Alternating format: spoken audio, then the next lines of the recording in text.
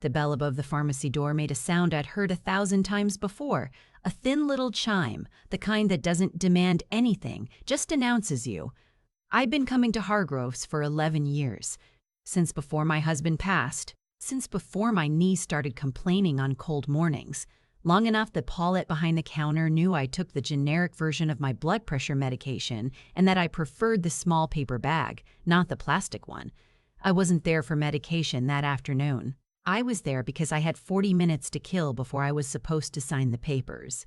My financial advisor, the man I had trusted for 6 years with every decision I'd made since selling the house in Decatur, had scheduled the wire transfer for 4 o'clock. 43 years of savings, the house proceeds, my husband's life insurance, all of it moving into what he called a secured private equity vehicle. I didn't fully understand what that meant. He had explained it 3 times, and I had nodded and smiled and felt vaguely embarrassed that the numbers still blurred together in my head. He was patient with me. That was one of the things I appreciated about him. He never made me feel stupid. I was browsing the greeting card aisle.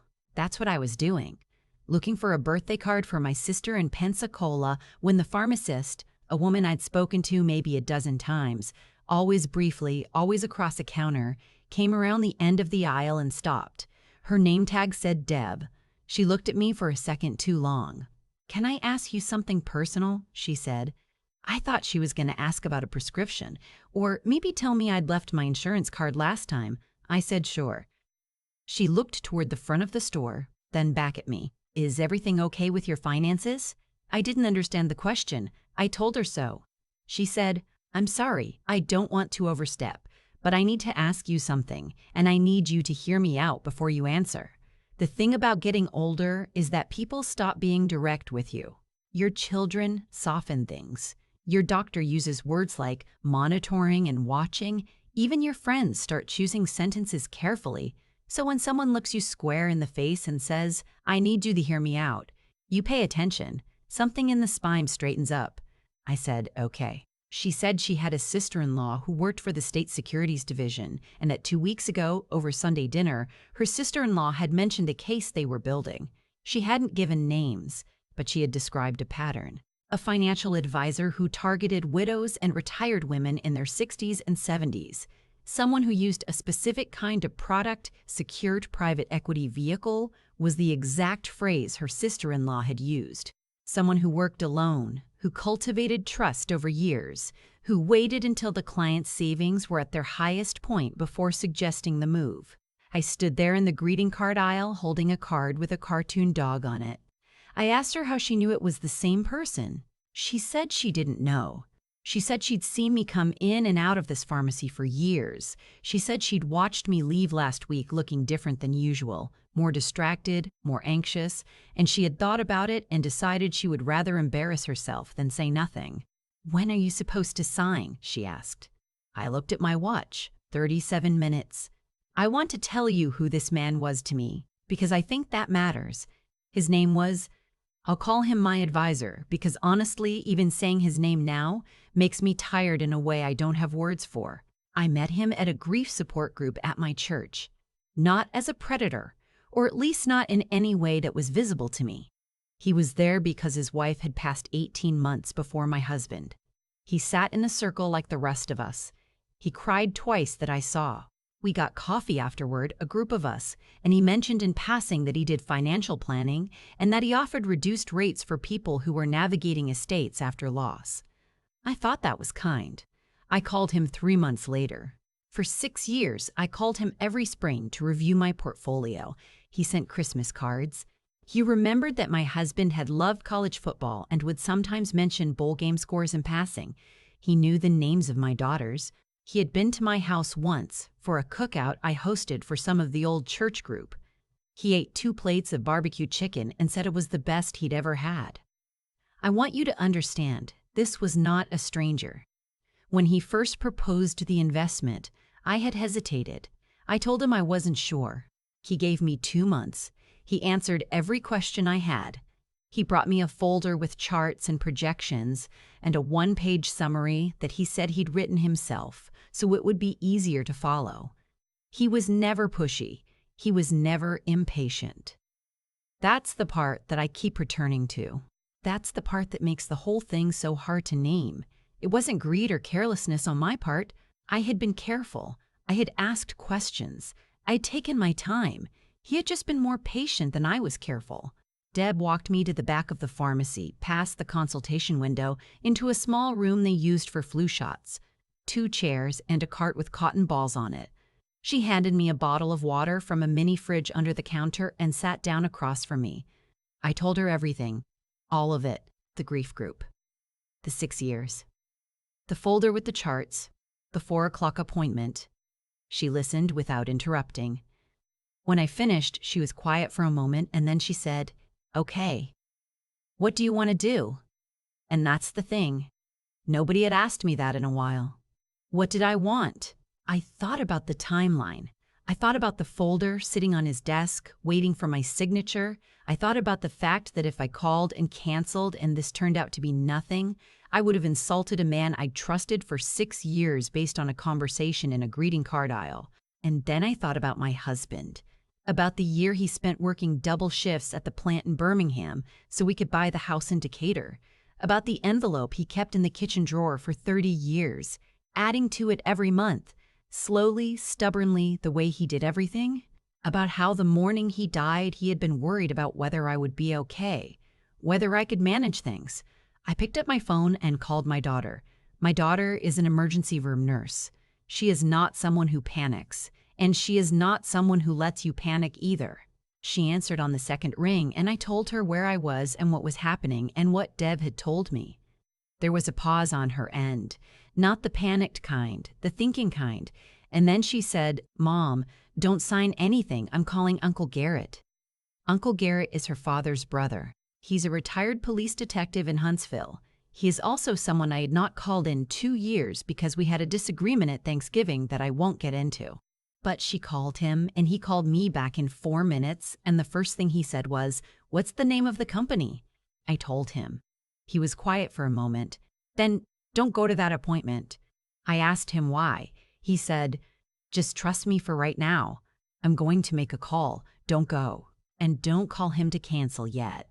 I sat in the flu shot room with Dev and waited. There is a specific kind of fear that doesn't announce itself loudly. It doesn't make your hands shake or your heart race. It settles into you quietly like cold air under a door. You start reviewing things. Small moments that didn't seem to mean anything at the time. A comment he'd made once about how liquid assets are vulnerable assets. A question he'd asked about whether my daughters had power of attorney. A phone call he'd made while I was in the bathroom at his office. Through the closed door, I could hear his voice, low and quick, a different register than the one he used with me. Had those moments been real? Or had I been filing away evidence of something without knowing what I was building a case against? I've learned something in the years since all of this. The mind does that. It collects. It knows before you know. The question is whether you trust it. Garrett called back in 22 minutes. He said, "Mom." He's called me Mom since he was 30 years old, after his own mother passed. "I need you to listen carefully. The company my advisor had been directing funds into was under active investigation, not just a complaint, an investigation that had been open for 8 months. The secured private equity vehicle was not a real investment product. It was a pooled account held in an offshore vehicle that existed on paper and distributed nothing. Of the 11 women who had already wired money into it, not one had been able to recover funds. The smallest transfer had been $60,000. The largest had been $412,000. I thought about the number at the top of the wire transfer form. I had been 40 minutes away from becoming number 12. I want to be honest with you about what happened next, because I think people expect this part to be dramatic, and it wasn't. Not in the way you'd imagine. I went home. My daughter drove from Knoxville and was at my house by 8 that evening. We sat at the kitchen table, and she made us both coffee, and we went through everything. Every document, every statement, every email I had from the past 6 years, and we made a pile of things to give to Garrett and a pile of things to give to a securities attorney he had already located. He did not know at 4 o'clock that I hadn't come. I found out later that he had waited for 45 minutes before calling my cell, which I didn't answer. He called twice more that evening. I didn't answer those either. I did not feel powerful in those moments. I want to be clear about that. I felt hollowed out in a way I hadn't felt since the week after my husband's funeral. There's a grief specific to betrayal that is different from ordinary loss. It doesn't just hurt, it revises. It goes backward through every memory you have of a person and changes what those moments were. That's the part nobody talks about. It's not just what you almost lost. It's the 6 years of lunches and Christmas cards and the way he always asked about your daughters by name. That has to become something different now, and you didn't choose that.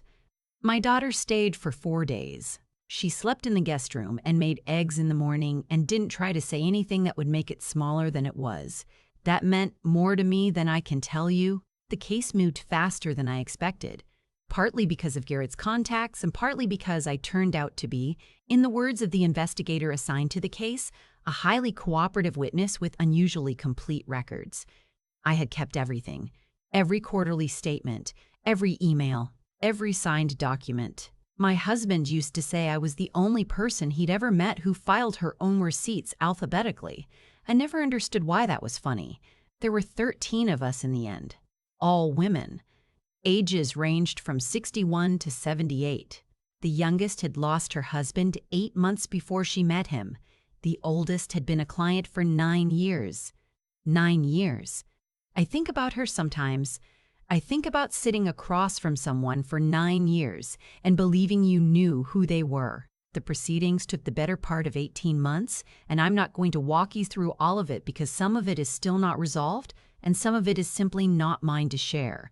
What I can tell you is that the investigation substantiated the fraud, that restitution proceedings were initiated, and that I have received a significant portion of what was nearly taken from me. I have framed something and hung it in my hallway.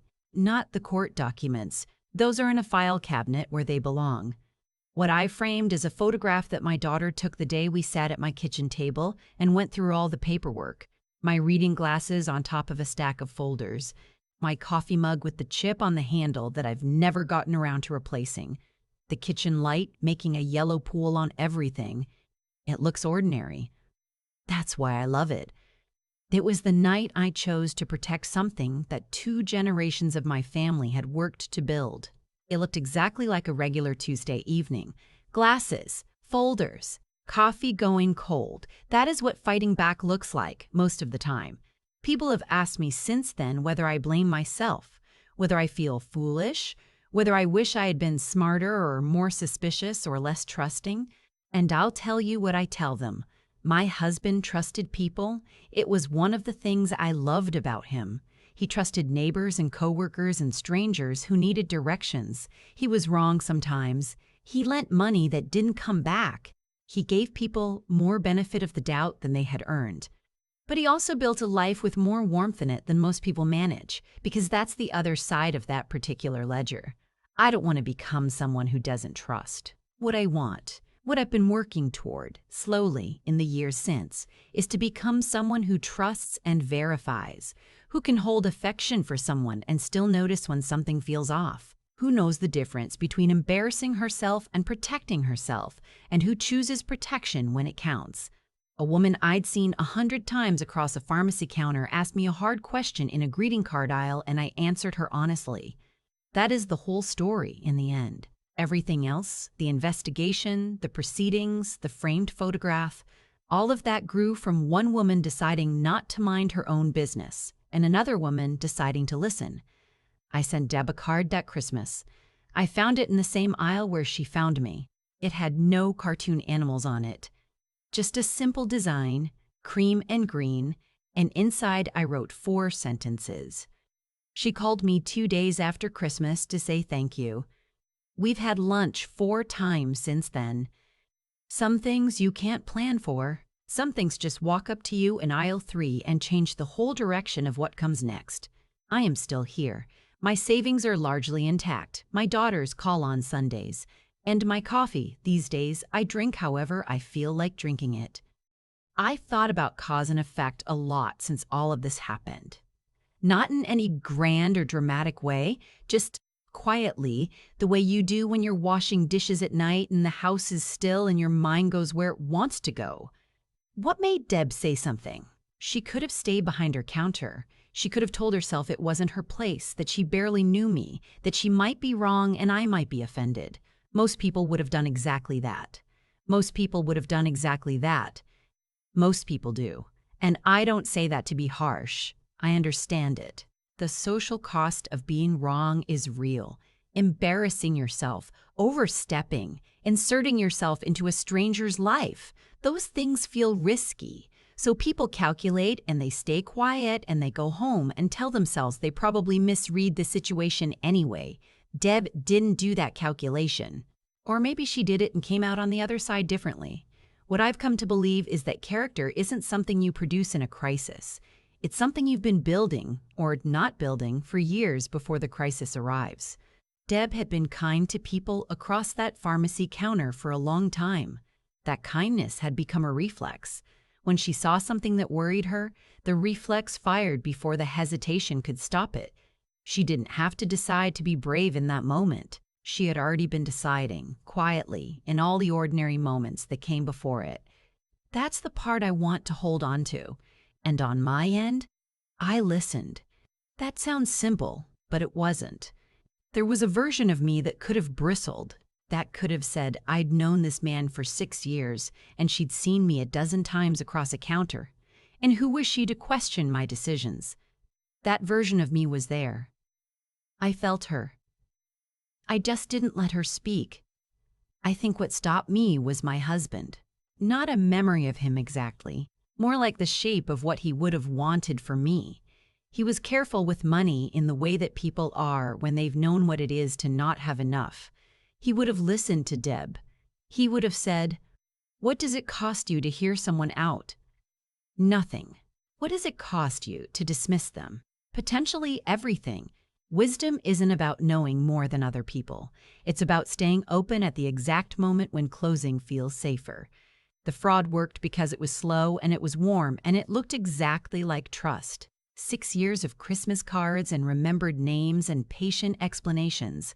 The cruelty of it isn't just financial, it's that it weaponizes the very instincts that make us human. Our ability to form connections, our willingness to believe the best of people, our discomfort with seeming paranoid or ungrateful. But here's what I also know. I didn't become suspicious and closed off after this. I refused to.